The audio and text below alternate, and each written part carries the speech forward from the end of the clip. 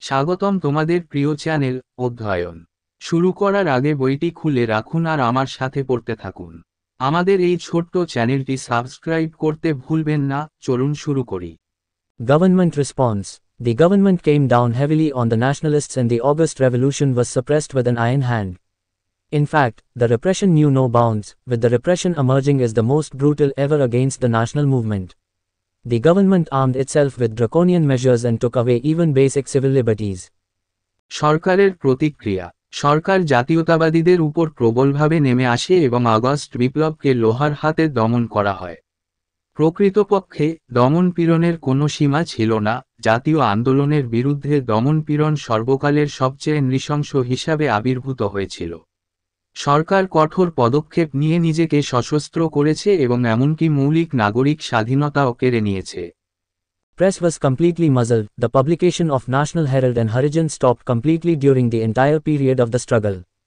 Government took to wide-scale arrests, lathi charges, floggings, firings and even burning of villages and Congress offices. Demonstrating crowds were machine-gunned and even bombed from air. Prisoners were tortured. The military took over many towns and cities. Punitive fines were extorted from the residents of areas affected by the upsurge.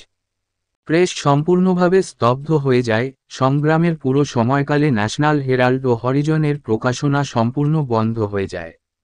সরকার ব্যাপকভাবে গ্রেফতার, লাঠিচার্জ, বেত্রাঘাত, গুলিবর্ষণ এমনকি গ্রাম ও Congress office জ্বালিয়ে দেয়। বিক্ষোভকারী জনতাকে machine gun দিয়ে এবং এমনকি আকাশ থেকে বোমা বর্ষণ করা হয়েছিল। বন্দীদের নির্যাতন করা হয়। সামরিক বাহিনী অনেক শহর দখল করে নেয়। উত্থান দ্বারা ক্ষতিগ্রস্ত এলাকার বাসিন্দাদের কাছ থেকে শান্তিমূলক জরিমানা আদায় করা হয়েছিল। As per official figures, by the end of 1943, more than 90,000 persons were arrested and more than 1,000 were killed in police firings. India had not seen such ruthless repression since the days of 1857. With the above measures, the British were able to crush the mass phase of the struggle within 6 to 7 weeks. In doing so, the war situation helped them in two ways. সরকারি পরিসংখ্যান অনুসারে 1943 সালের শেষ নাগাদ 90,000-এরও বেশি ব্যক্তিকে গ্রেপ্তার করা হয়েছিল এবং 1,000 জনেরও বেশি পুলিশ গুলিতে নিহত হয়েছিল।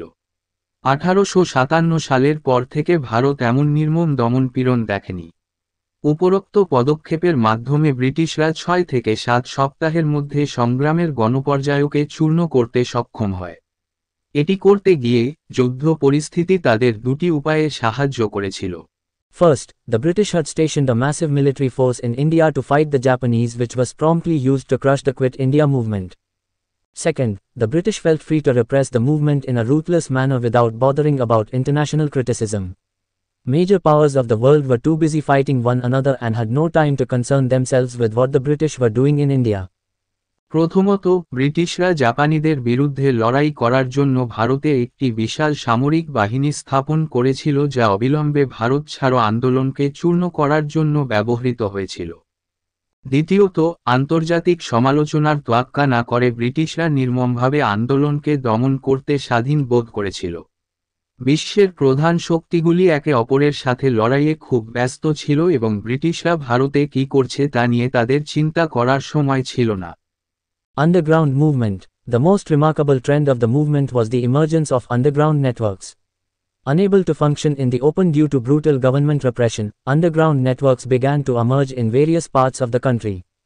On the 9th of November 1942, Jayaprakash Narayan and Ramnandan Misra escaped from Hazaribagh jail to Nepal border and organized an underground movement from there. Underground movement আন্দোলনের সবচেয়ে উল্লেখযোগ্য প্রবণতা ছিল ভূগর্ভস্থ নেটওয়ার্কের উত্থান। নির্মম সরকারি দমনপীড়নের কারণে খোলা জায়গায় কাজ করতে না পেরে দেশের বিভিন্ন স্থানে আন্ডারগ্রাউন্ড নেটওয়ার্ক তৈরি হতে থাকে। 1942 সালের 9ই নভেম্বর জয়প্রকাশ নারায়ণ এবং রামনন্দন মিশ্র হাজারিবাগ জেল থেকে নেপাল সীমান্তে পালিয়ে যান এবং সেখান থেকে একটি আন্ডারগ্রাউন্ড আন্দোলন সংগঠিত করেন।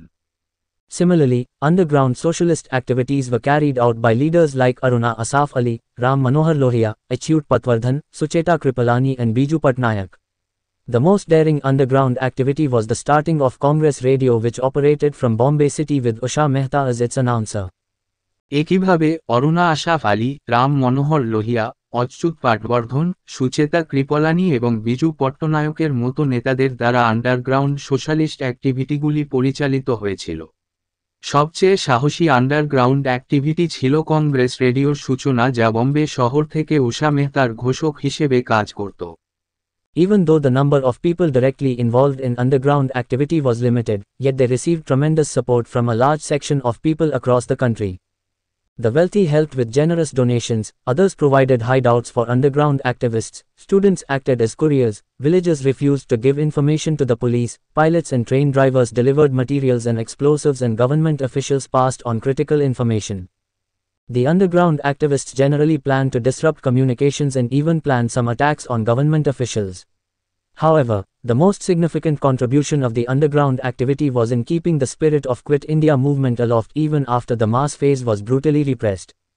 যদিও আন্ডারগ্রাউন্ড কার্যকলাপের সাথে সরাসরি জড়িত লোকের সংখ্যা সীমিত ছিল, তবুও তারা সারা দেশের জনগণের একটি বিশাল অংশের কাছ থেকে ব্যাপক সমর্থন পেয়েছিল। ধনীরা উদার অনুদান দিয়ে সাহায্য করেছিল, অন্যরা ভূগর্ভস্থ কর্মীদের জন্য আস্তানা সরবরাহ করেছিল, ছাত্ররা কুরিয়ার হিসাবে কাজ করেছিল, গ্রামবাসীরা পুলিশকে তথ্য দিতে অস্বীকার করেছিল, পাইলট এবং ট্রেন চালকরা সামগ্রী এবং বিস্ফোরক সরবরাহ করেছিলেন এবং সরকারি কর্মকর্তারা সমালোচনামূলক তথ্য দিয়েছিলেন। আন্ডারগ্রাউন্ড অ্যাক্টিভিস্টরা সাধারণত যোগাযোগ বিঘ্নিত করার পরিকল্পনা করেছিল এবং এমনকি সরকারি কর্মকর্তাদের ওপর কিছু হামলার পরিকল্পনা করেছিল। যাই হোক, আন্ডারগ্রাউন্ড অ্যাক্টিভিটির সবচেয়ে উল্লেখযোগ্য অবদান ছিল ভারত ছাড়ো আন্দোলনের চেতনাকে সমুন্নত রাখার মধ্যেও গণপর্বটি নির্মমভাবে দমন করার পরেও। Congress on violence. The Congress leadership did not condemn the violence, but at the same time it refused to take any responsibility for the violence committed by the people. Certain congressmen also felt that the special circumstances warranted such violence.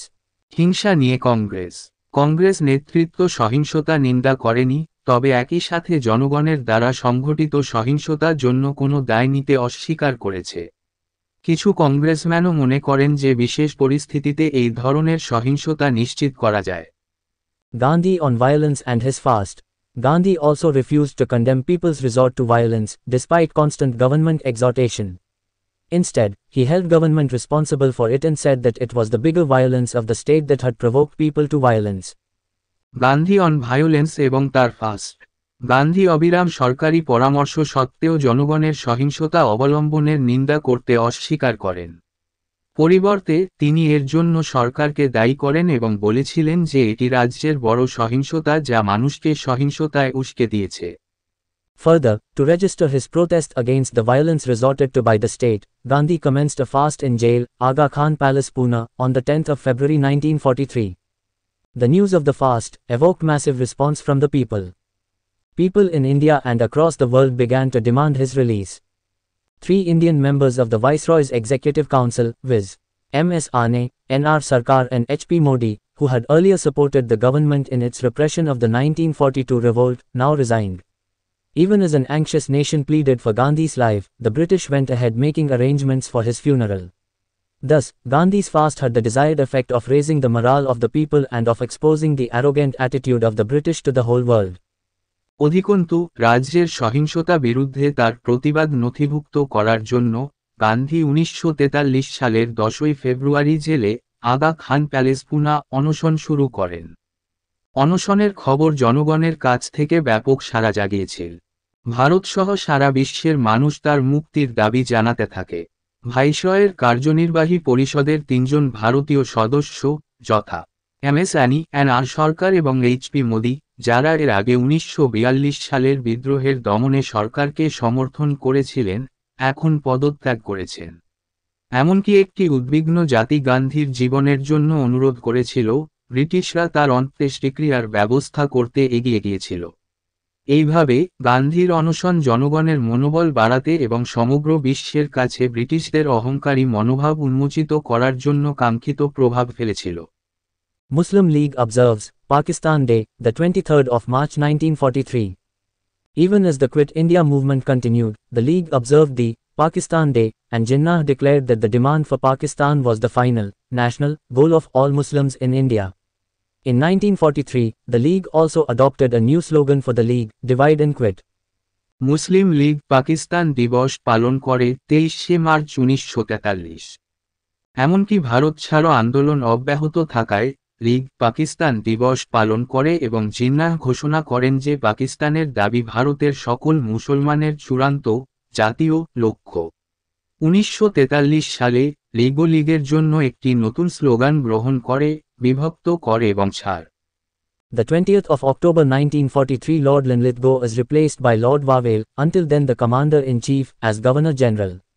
The outgoing Viceroy's regime was longer than any other GG's, 7.5 years. Yet, it was the most unpredictable from the point of view of constitutional advance. Linlithgow had come to India with great enthusiasm to establish an All-India Federation under the Act of 1935. Not only was this not achieved, it also became a lost cause forever. 20শে October 1943 lord Linlithgow governor general হিসাবে lord Wavell তখন পর্যন্ত commander in chief দ্বারা প্রতিস্থাপিত হন। বিদায়ী ভাইসরয়ের শাসনকাল অন্যান্য জিজি এর চেয়ে দীর্ঘ ছিল 7.5 বছর। তবুও সাংবিধানিক অগ্রগতির দৃষ্টিকোণ থেকে এটি ছিল সবচেয়ে অনুৎপাদনশীল। লিনলিথগো 1935 সালের আইনের অধীনে একটি সর্বভারতীয় ফেডারেশন প্রতিষ্ঠার জন্য অত্যন্ত উৎসাহের সাথে ভারতে এসেছিলেন। কেবল এটিই অর্জিত হয়নি, এটি চিরতরে হারিয়ে যাওয়ার কারণও হয়ে উঠেছে। Rajagopalachari Formula, Crossing Formula or Rajaji Formula, March 1944. In March 1944, c. Rajagopalachari evolved a formula to bring about Congress-League cooperation, accepting the basis of Pakistan. The formula was evolved with full approval of Gandhiji and embodied the following terms. Rajagopalachari সূত্র, সিয়ার formula বা রাজাজি সূত্র, March 1944। 1944 সালের March মাসে C. Rajagopalachari পাকিস্তানের ভিত্তিকে মেনে নিয়ে কংগ্রেস লীগ সহযোগিতার জন্য একটি সূত্র তৈরি করেছিলেন।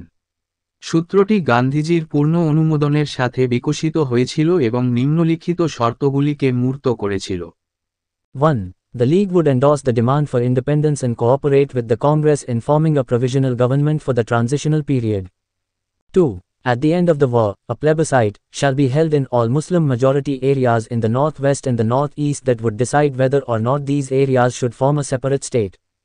3. In the event of partition, agreements would be made on essential matters. 4.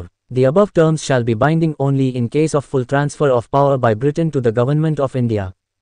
1. League স্বাধীনতার দাবিকে সমর্থন করবে এবং অন্তর্বর্তীকালীন সময়ের জন্য একটি অস্থায়ী সরকার গঠনে কংগ্রেসকে সহযোগিতা করবে। 2. যুদ্ধের শেষে একটি গণভোট উত্তর পশ্চিম এবং উত্তর পূর্বের সমস্ত মুসলিম সংখ্যাগরিষ্ঠ অঞ্চলে অনুষ্ঠিত হবে যা সিদ্ধান্ত নেবে যে এই অঞ্চলগুলি একটি পৃথক রাষ্ট্র গঠন করবে কিনা। 3. দেশভাগের ক্ষেত্রে প্রয়োজনীয় বিষয়ে চুক্তি করা হবে। 4. উপরোক্ত শর্তাবলী শুধুমাত্র ভারত সরকারের কাছে ব্রিটেন কর্তৃক সম্পূর্ণ ক্ষমতা হস্তান্তরের ক্ষেত্রে বাধ্যতামূলক হবে। In his response, Jinnah wrote to Gandhiji asking for detailed clarification on the terms. Jinnah was of the view that since the Muslims were a separate nation, the Muslims alone should be entitled to vote for partition and not the whole population of the disputed areas. In other words, he claimed the right of self-determination for the Muslims alone, while denying it to the non-Muslims. Gandhi refused to accept this view in the two-nation theory. তার প্রতিক্রিয়ায় জিন্নাহ গান্ধীজিকে শর্তাবলী সম্পর্কে বিস্তারিত ব্যাখ্যা চেয়ে চিঠি লিখেছিলেন। জিন্নাহ মনে করতেন যে যেহেতু মুসলমানরা একটি পৃথক জাতি, তাই শুধুমাত্র মুসলমানদেরই বিভাজনের পক্ষে ভোট দেওয়ার অধিকারী হওয়া উচিত, বিতর্কিত এলাকার সমগ্র জনসংখ্যার নয়। অন্য কথায়, তিনি অমুসলিমদের কাছে তা অস্বীকার করে শুধুমাত্র মুসলমানদের জন্যই আত্মনিয়ন্ত্রণের অধিকার দাবি করেছিলেন। গান্ধী এই মতবাদী জাতিতত্ত্ব মানতে অস্বীকার করেন। It is clear that while the Congress was concerned with the attainment of independence for the whole country and was eager to gain the League's cooperation towards this end, the League was obsessed with the idea of partition and making the Congress agree on the two-nation theory. Jinnah was also opposed to a common center concerned with defense, commerce and communications. Given the radical differences in the objectives and attitudes of the Congress and the League, the Rajagopalachari formula ended in smoke. Hindu leaders led by V.D. Savarkar too condemned the CR formula. এটা স্পষ্ট যে কংগ্রেস যখন সমগ্র দেশের স্বাধীনতা অর্জনের জন্য উদ্বিগ্ন ছিল এবং এই লক্ষ্যে লীগের সহযোগিতা লাভের জন্য আগ্রহী ছিল, তখন লীগ বিভাজনের ধারণায় আচ্ছন্ন ছিল এবং কংগ্রেসকে দ্বিজাতি তত্ত্বে সম্মত করে তোলে। জিন্নাহ প্রতিরক্ষা, বাণিজ্য ও যোগাযোগ সংক্রান্ত একটি সাধারণ কেন্দ্রেরও বিরোধী ছিলেন। কংগ্রেস ও লীগের উদ্দেশ্য ও দৃষ্টিভঙ্গির আমূল পার্থক্যের কারণে রাজাগোপালাচারী ফর্মুলা ধোঁয়াশায় শেষ হয়ে যায়। ভিডি সাভারকারের নেতৃত্বে হিন্দু নেতারাও সিয়ার ফর্মুলার নিন্দা করেছেন। Note: On the 6th of May 1944, Gandhiji was released on medical grounds and the Congress resumed constructive work with special focus on party reorganization. দ্রষ্টব্য: 6 মে 1944 সালে গান্ধীজিকে চিকিৎসার ভিত্তিতে মুক্তি দেওয়া হয় এবং কংগ্রেস পার্টি পুনর্গঠন উপর বিশেষ মনোযোগ দিয়ে গঠনমূলক কাজ পুনরায় শুরু করে। এখানেই এই ভিডিওটি শেষ করলাম। পরবর্তী ভিডিওতে আমরা বাকিটা পড়ব।